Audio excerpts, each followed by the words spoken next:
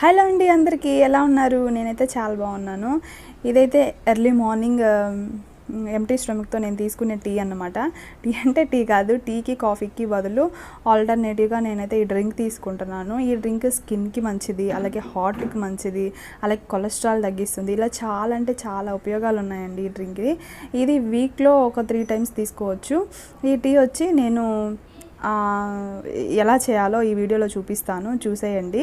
ఇది కంపల్సరీగా లేడీస్కి అయితే ఇంకా చాలా మంచిదండి. ఈ టీ ఎలా చేయాలో నేను చూపిస్తున్నాను, చూసేయండి.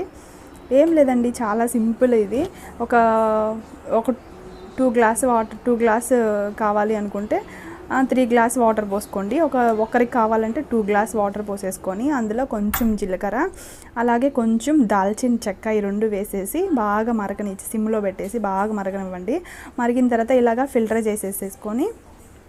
చేసేసుకున్న తర్వాత లెమన్ కొంచెం దాంట్లో పిండేసేసుకోండి.